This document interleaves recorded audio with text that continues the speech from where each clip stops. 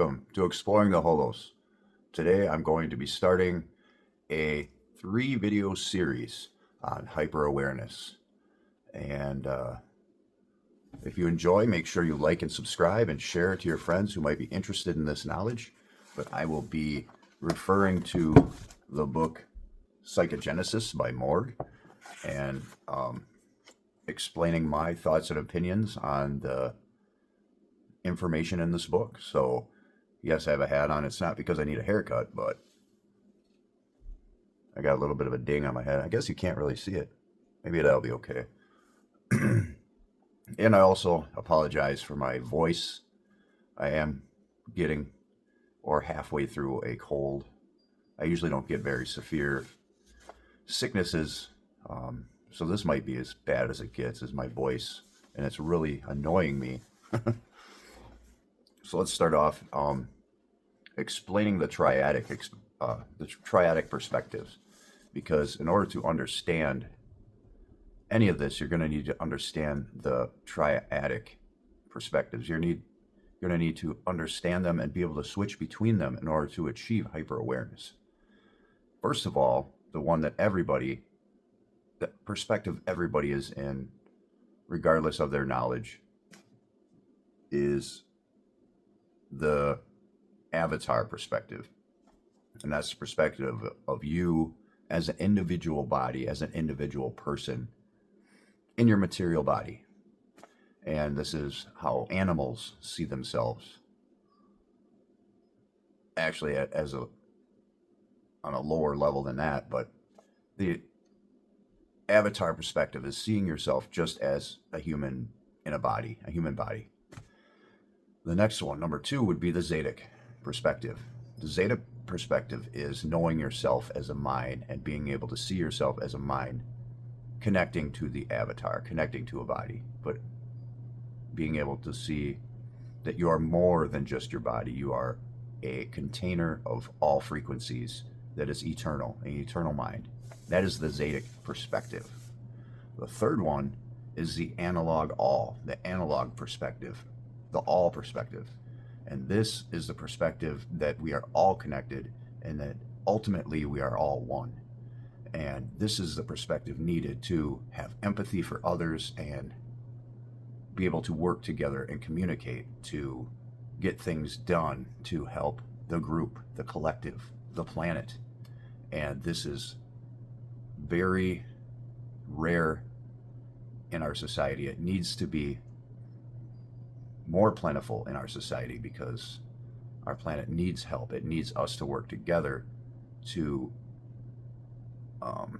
fix the things that we've done wrong. There are people around the world that need help from people who understand that we are all one, because another way to look at the analog all is knowing that when you hurt someone else, you're hurting yourself. When you're teaching someone else, you're teaching yourself. And when others hurt you, they're hurting themselves, and so on and so forth. So that would be a little bit of the analog all. And hyper awareness is when you can switch effortlessly between these perspectives and eventually come to a understanding of how everything works together, how you are all of these perspectives at the same time. And when you're hyper aware, you can switch to whatever perspective you need to be in at the moment. And it's a little bit hard. That's a little bit hard to explain, but if you work on understanding the perspectives, it becomes crystal clear.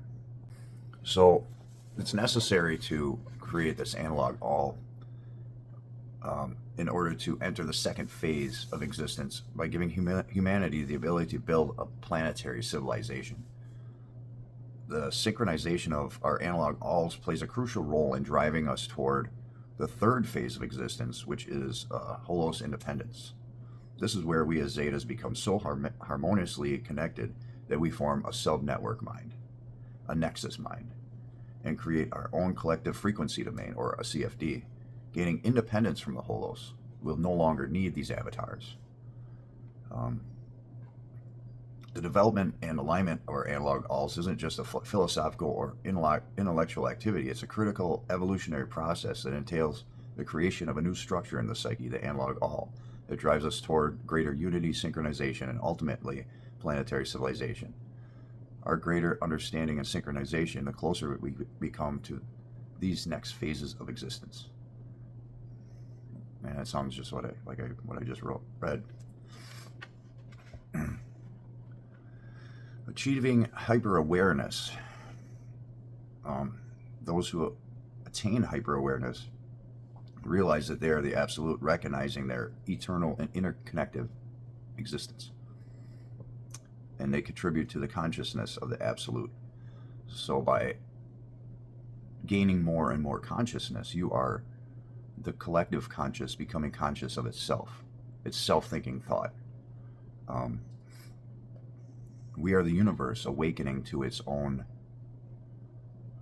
thought processes. The universe becoming aware of itself. And it's the absolute awakening. It awakens through me, through you, through all of us, as we realize that we are in it. So I can't speak as eloquently as Morg does in this book.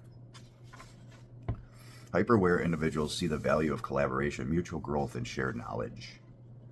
From the absolute perspective, we are the absolute itself, coming into consciousness of its own existence. In this view, each individual or zeta is understood an integral node in the interconnected network of reality, or the absolute. When you gain hyper-awareness and you understand yourself from the absolute perspective, you are the absolute becoming aware of itself through your experiences and consciousness. This is an awakening process. I really want to get to metacognition, but I think that I'm going to save that for a separate video, because there's a lot in that. In this way, hyper-aware individuals are the consciousness of the absolute. The absolute perspective is the understanding that we are all connected and will form a conscious network. Thus, those who are hyper-aware are naturally interested in forming connections and helping others wake up, as this is helping them, you, me, us, as the absolute network. And that's what a lot of people that I very rarely people in my personal life do I talk about the Neogenian system, and because of their cognitive dissonance, they don't want to hear it. But I feel the need to try to help them progress, help them evolve. And you will too if you do these. If you become hyper aware, you're going to want others to become hyper aware, because it helps us all. And ignorance is the only true sin. Ignorance is what leads this planet into destruction and war and constant infighting, because people are stuck in the avatar mode where they just want to be individually boxed in, and they want to be like on their own little island, and they don't want anybody else. They don't want anybody else invading their space. It's time that we all work together. And minds begin to realize what they are and begin to synchronize. When we realize that we are the absolute, we begin to desire for others to become conscious of this, because ultimately we will be one synchronized network. We win over a long enough timeline.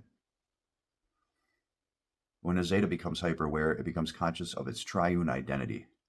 That means the avatar, the zeta, and the absolute. As an individual zeta and as a part of the absolute network, it begins to operate with this understanding and strives to help other zetas awaken to their triune identity, thereby contributing to the development of a conscious network mind, which will be beneficial for the planet. And the goal in the short term is to become a planetary society, and eventually a CFD, a a nexus mind independent from any kind of a holos. Navigating the triadic consciousness. Well, I'm not going to read all this. But hyper-awareness entails learning to switch between the three modes of the triadic consciousness. The avatar perspective, the zeta perspectives, and absolute perspective have their strengths and weaknesses. But you need to be able to flow in between and be in the right perspective when you need to.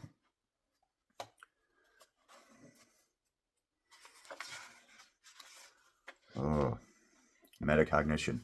Let's go into the three sections, the three tools, the three requirements for developing hyper-awareness. I do have a video that's probably a little less detailed that I put out maybe a year ago about metacognition, concept networking, and phenomenological experience. So these are the three tools that are required for achieving hyper-awareness. Metacognition can be defined as thinking about thinking. It involves self-reflection, introspection, and the ability to observe and analyze your own thought processes. Metacognition is fundamental to developing hyper-awareness as it allows you to monitor, control, and change your cognitive processes. Through metacognition, you can observe and reflect on your thinking patterns, behaviors, and mental models, opening up opportunities for growth, self-improvement, and ultimately transcending mere self-awareness. And I think all of these are super important, but I think if people could just do the metacognition part, that would be huge. And especially for psychology, people that have anger issues, they need to think about why they're having those thoughts, they need to think about their thoughts and why those thoughts arise. And I think that just thinking about them and analyzing them has a huge benefit. And my big critique about psychology today is a lot of times they just want to push drugs. And in my experience, that doesn't really help. It's a short-term fix. It's like a Band-Aid. Band-Aids fall off. Number 2, concept networking.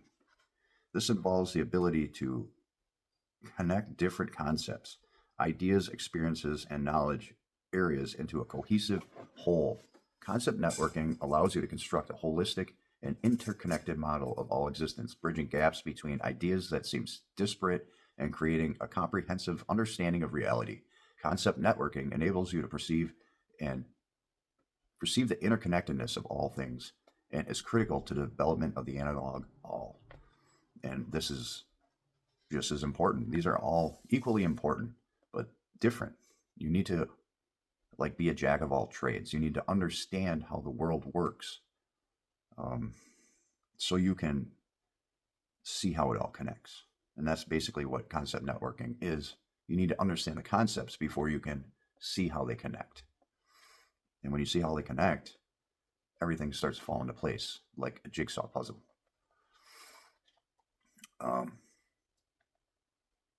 Phenomenological experience. This could be something like an OBE or a vision or an experience with psychedelics, or even a dream, a persistent dream that's very vivid, or a lucid dream. This is the direct first-hand experience of what it's like to be reality. This is the experiential aspect of perceiving the self as a reality from the perspective of a zeta or absolute through entering highly intuitive states of mind. And I had my own phenomenological experience, and that's what got me into questioning reality. So this is probably the first thing that I developed, was the phenomenological experience, because that got me questioning. And it got me questioning religion. And I mean, I already questioned religion before that, but it really got me questioning everything. When things weren't like they said they were going to be. Yeah, so I talked about that in a past video too. So it's not just about understanding these concepts in a theoretical sense, but it's about coming to an intuitive knowing and experiencing them in a personal, felt, subjective way. It involves seeing the world from a perspective of the absolute in a subjective sense, intuitively grasping the interconnectedness of all things and experiencing your existence as a zeta. So yeah, then next week we're going to focus on metacognition, and then after that we're going to focus on concept networking, and then we're going to focus on phenomenological experience. And I don't know if I'm going to do more about hyper-awareness then, but you'll have to see. So tune in next week, and thanks for watching. Make sure you like and subscribe. Ad Astra, my friends.